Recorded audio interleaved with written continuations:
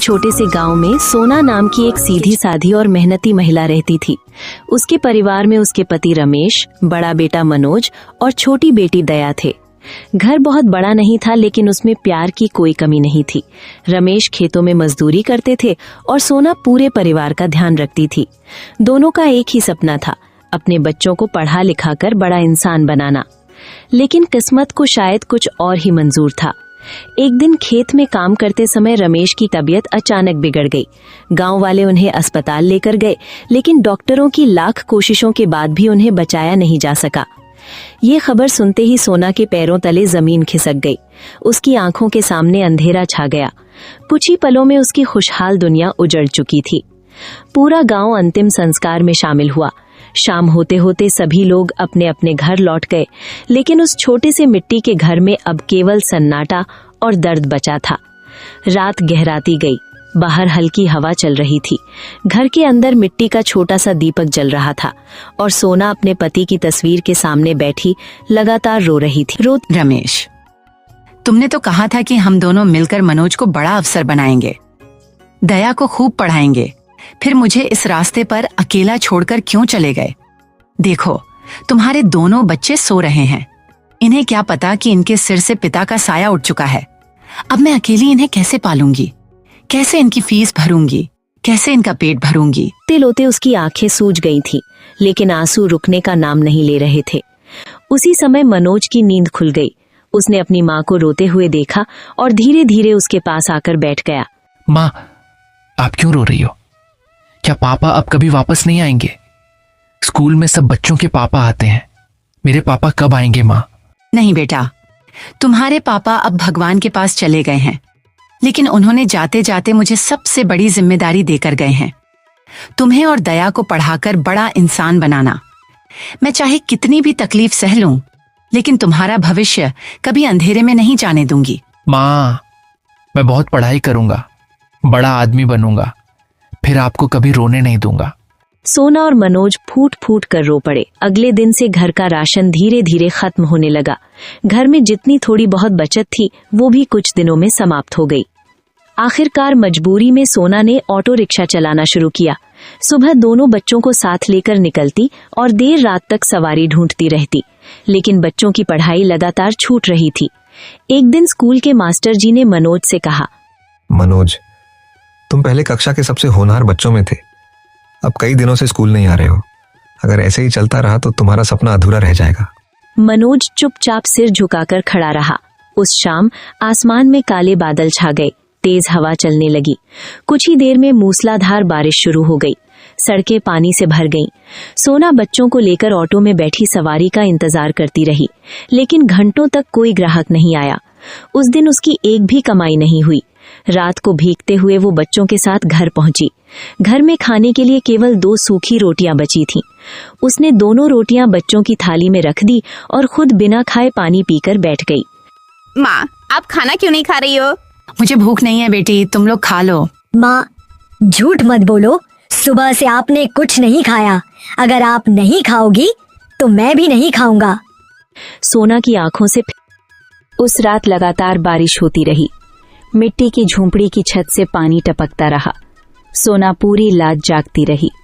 कभी वो छत के नीचे बर्तन रखती, कभी बच्चों को भीगने से बचाती। बाहर आसमान में बिजली चमक रही थी और तेज हवा चल रही थी। लेकिन उस अंधेरी रात में, जब पूरा गांव गहरी नींद में था, सोना की आंखों में नींद नहीं थी। वो अपने दोनों बच्चों मनोज और दया को सोते हुए देख रही थी। दोनों के चेहरे पर मासूमियत थी, लेकिन उनकी जिंदगी का भविष्य अनिश्चित था। तभी उसके मन में एक विचार आया। उसे याद आया कि जब भी गांव में कोई शादी, त्योहार या कार्यक्रम होता था, लोग उसके हाथ के बने चाउमीन की खूब तारीफ करते थे। उसका घर का बना मसाला ही उसकी सबसे बड़ी पहचान था। उसने मन ही मन फैसला कर लिया, कल से मैं अपना चाउमीन का ठेला लगाऊंगी, चाहे कितनी भी मेहनत करनी पड़े, लेकिन मेरे बच्चों की पढ़ाई कभी नहीं रुकेगी। सुबह होते ही बारिश रुक गई। मिट्टी से भीनी भीनी खुशबू आ रही थी। खेतों में पानी भरा था और गांव की गलियों में कीचड़ फैला हुआ था। सोना भगवान के सामने दीपक जलाकर घर से बाहर निकली, लेकिन उसके सामने सबसे बड़ी परेशानी थी, ठेला कहाँ से आएगा। गैस, तवा, बर्तन और सामान के लिए पैसे कहाँ से आएंगे?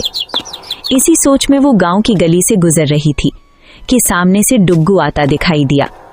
डुग्गू गांव का एक मेहनती और नेक दिल युवक था। वो बचपन से ही सोना के परिवार को अपना परिवार मानता था। जब भी किसी को मदद की जरूरत होती, अरे सोना दीदी, सुबह सुबह इतनी परेशान क्यों लग रही हो? रात भर बारिश हुई, कहीं घर में ज्यादा नुकसान तो नहीं हुआ? डुग्गू, नुकसान तो बहुत बड़ा हो चुका है। तुम्हारे भैया के जाने के बाद हर दिन एक नई मुश्किल सामने खड़ी हो जाती है। ओएंटो चलाकर घर नहीं चल पा रहा, बच्चे स्कूल भी नहीं जा पा रहे। मैंने सोचा है कि अब अपने हाथ का चाउमीन बेचूं, लेकिन मेरे पास एक ठेला खरीदने तक के पैसे नहीं हैं। समझ नहीं आ रहा कि कहां से शुरुआत करूं। बस इतनी सी बात? दीदी, आपने मुझे अपना छोटा भाई माना है ना, फिर ये चिंता अकेले क्यों कर रही हो? ठेला भी आएगा, तवा भी आएगा, गैस भी आएगी, और देखना एक दिन पूरे गांव में आपके चाउमीन की खुशबू होगी। डुग्गू सबसे पहले पहुंचता। डुग्गू बिना एक पल गवाए गांव के बढ़ई के पास पहुंचा। सोना की आंखें भर आईं। उसने एक पुराना लेकिन मजबूत लकड़ी का ठेला खरीद लिया। फिर वो लोहार के पास गया। उसने ठेले के पहिए ठीक करवाए। उसके बाद वो बाजार से गैस चूल्हा, बड़ा तवा, स्टील के बर्तन, प्लेटें और चम्मच लेकर आया। गांव के कुछ अच्छे लोगों ने भी मदद की। किसी ने पत्ता गोभी दी, किसी ने गाजर, किसी ने नूडल्स, तो किसी ने तेल और मसाले उधार दे दिए। शाम तक वो छोटा सा ठेला बिल्कुल नया दिखाई देने लगा।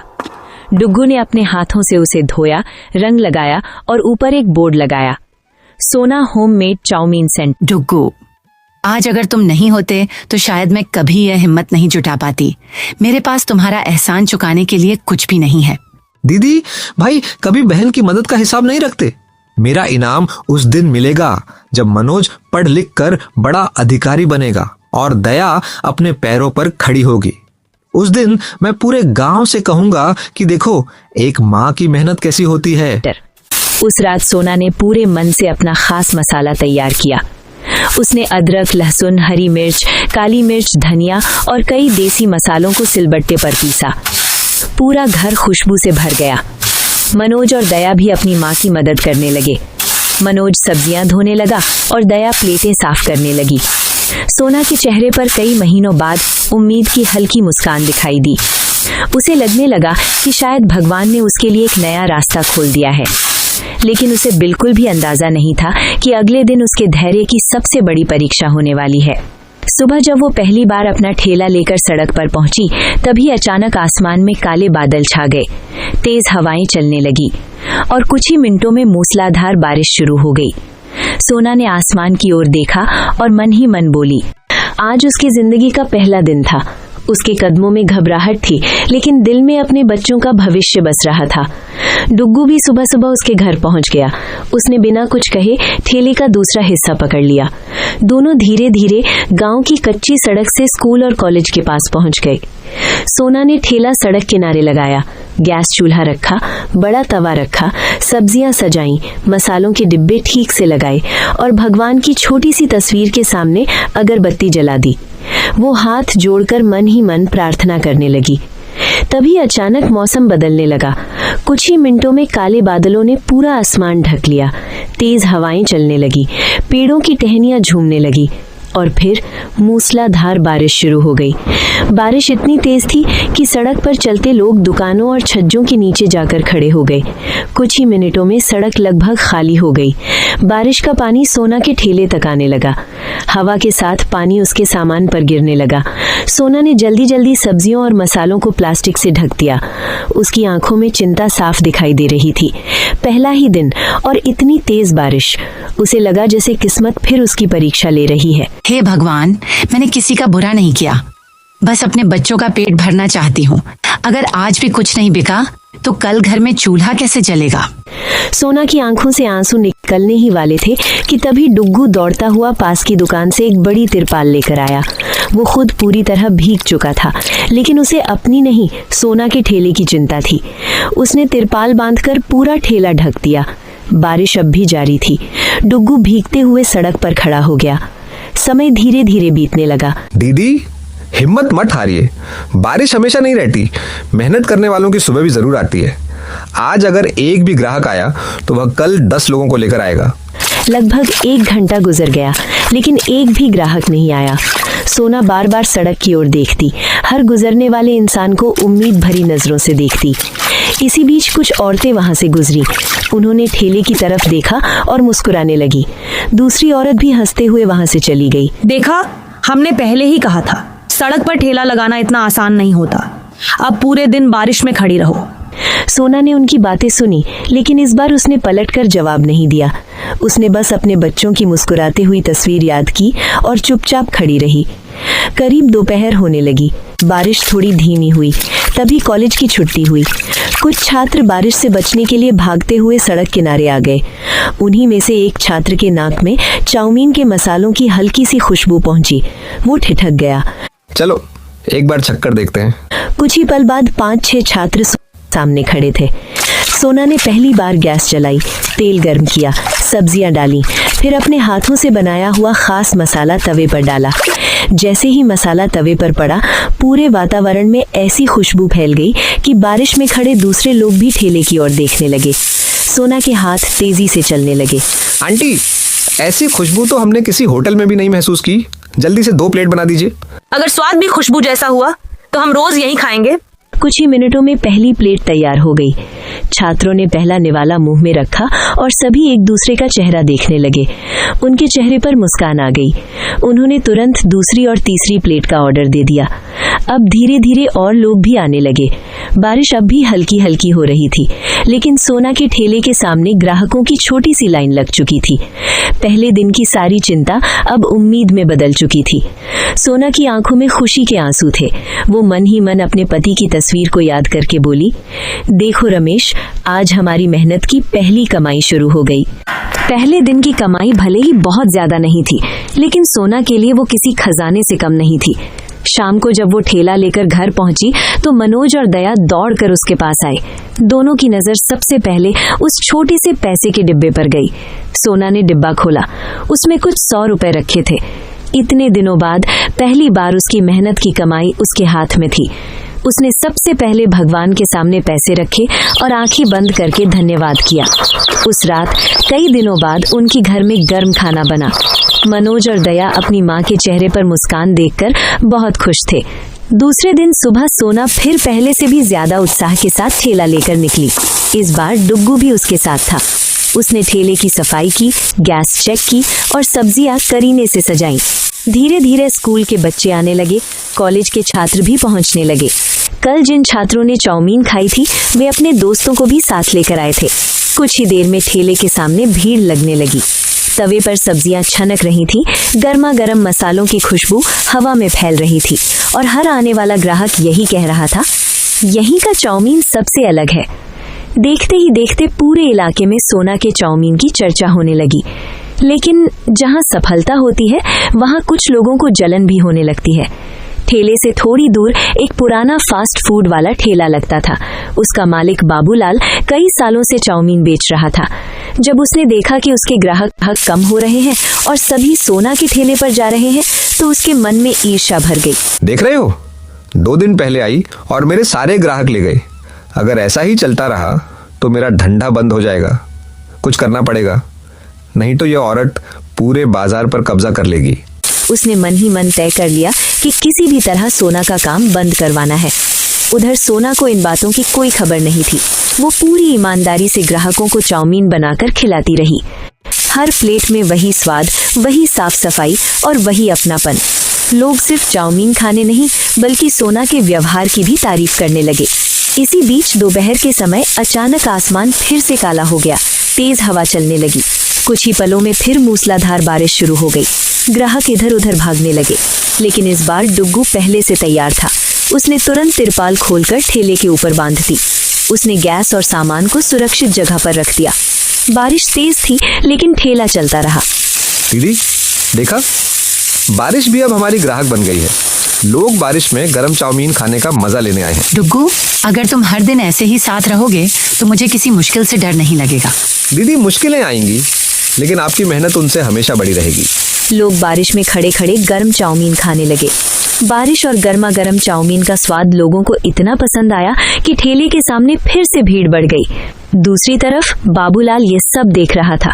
उसके चेहरे पर गुस्सा साफ दिखाई दे रहा था। उसने देखा कि बारिश भी सोना का काम नहीं रोक पाई। अब उसने एक नई चाल चलने का फैसला किया। उसने सोचा, अगर मेहनत से मुकाबला नहीं कर सकता तो धोखे से करूंगा। उसकी आंखों में एक खतरनाक योजना जन्म ले चुकी थी। उसे विश्वास था कल देखते हैं तुम्हारा ठेला चलता है या नहीं। कि अगले ही दिन वो सोना के ठेले को हमेशा के लिए बंद कर देगा। लेकिन उसे नहीं पता था कि सच्चाई और ईमानदारी को कुछ समय के लिए रोका जा सकता है, हराया नहीं जा सकता। अगली सुबह सूरज की हल्की किरणें गांव की गलियों में फैलने लगी। रात की बारिश के कारण सड़कें अब भी गीली थीं। पेड़ों की पत्तियों से पानी की बूंदें टपक रही थीं। सोना हमेशा की तरह सुबह जल्दी उठी। उसने भगवान के सामने दीपक जलाया, बच्चों को स्कूल के लिए तैयार किया और उनके माथे पर प्यार से हाथ फेरते हुए उन्हें विदा किया। डुग्गू भी समय पर आ गया। दोनों ने मिलकर ठेले को साफ किया और रोज की तरह स्कूल और कॉलेज के पास पहुंच गए। लेकिन आज बाजार का माहौल कुछ अलग था। कुछ लोग सोना के ठेले की ओर अजीब नजरों से देख रहे थे। सोना को समझ नहीं आया कि आखिर बात क्या है। उसे ये नहीं पता था कि पिछली रात बाबूलाल ने उसके बारे में झूठी अफवाह फैला दी थी। उसने लोगों से कहना शुरू कर दिया था कि सोना साफ सफाई का ध्यान नहीं रखती और उसके चाउमीन में घटिया सामान इस्तेमाल होता है। सुबह से ही कई ग्राहक दूर खड़े होकर बातें करने लगे। कुछ लोग बिना कुछ खरीदे ही लौट गए। ये देखकर सोना का दिल बैठ गया। झूठी अफवाह के कारण बर्बाद होती दिखाई दे रही थी। वो चुपचाप भगवान का नाम लेकर काम करती रही। उसे विश्वास था कि सच एक दिन जरूर सामने आएगा। उसी समय स्कूल की छुट्टी हुई। कुछ शिक्षक और कॉलेज के छात्र सीधे सोना के ठेले पर पहुंचे। वे पिछले कई दिनों से उसका चाउमीन खा रहे थे और उसकी साफ सफाई तथा स्वाद दोनों को अच्छी तरह जानते थे। बहन, हमने कई दिनों से तुम्हारा चाउमीन खाया है। तुम्हारे खाने में हमेशा सफाई और स्वाद दोनों मिले हैं। लोगों की बातों से घबराना मत।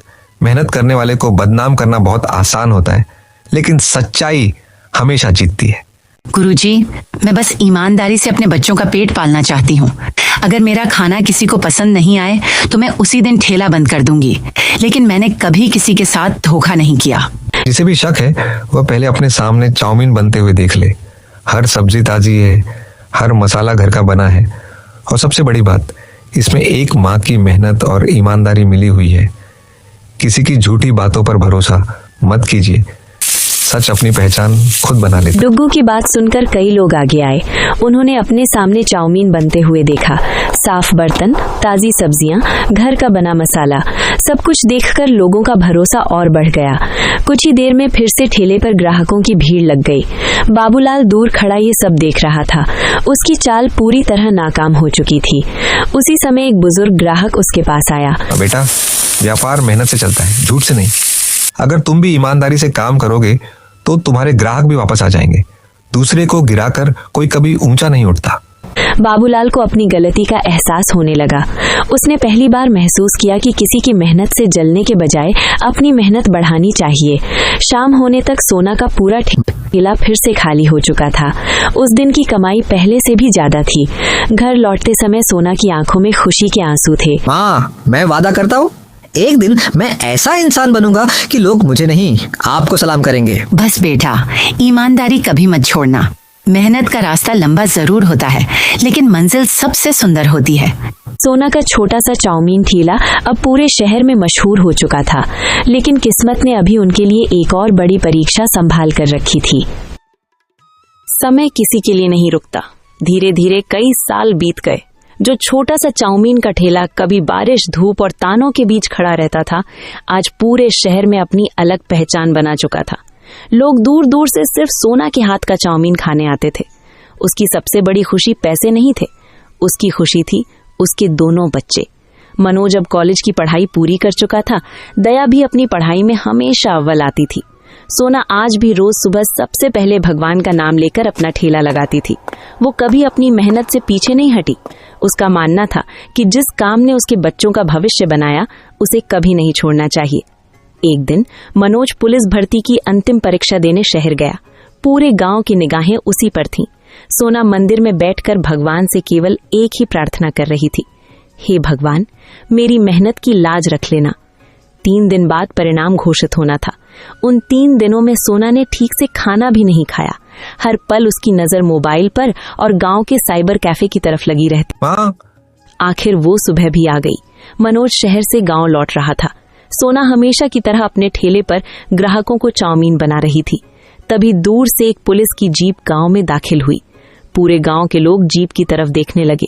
सोना भी घबरा गई। उसे समझ नहीं आया कि पुलिस उसके ठेले के पास क्यों आ रही है।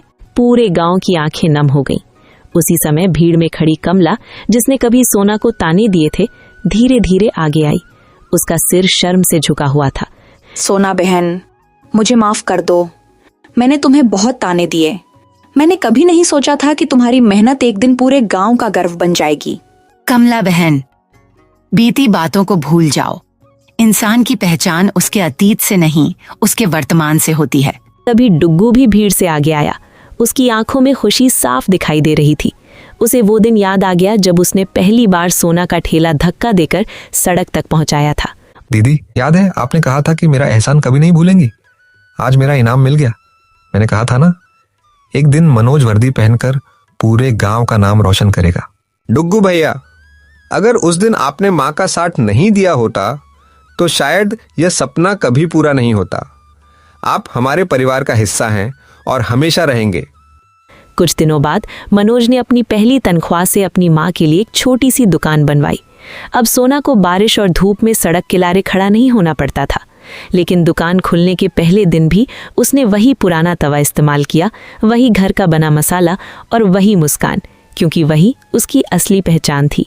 दुकान के बाहर एक नया बोर्ड लगाया गया, सोना होममेड चाउमीन हाउस, मेहनत का स्वाद, माँ के हाथों का प्यार। सोना ने उस बोर्ड को देखा, फिर आसमान की तरफ देखा। रमेश, हमारा सपना पूरा हो गया। बेटा, जिंदगी में दुख कितना भी बड़ा क्यों ना हो, अगर हिम्मत और मेहनत साथ हो तो भगवान भी रास्ता जरूर बना देते हैं। माँ, आपकी कहानी हर उस इंसान के लिए प्रेरणा है जो मुश्किलों से डर जाता है। मुश्किल समय इंसान की परीक्षा लेता है, लेकिन ईमानदारी, मेहनत और बच्चों की शिक्षा के लिए किया गया संघर्ष कभी व्यर्थ नहीं जाता। दुनिया ताने दे सकती है, लेकिन एक दिन वही दुनिया आपकी सफलता पर तालियां भी बजाती है।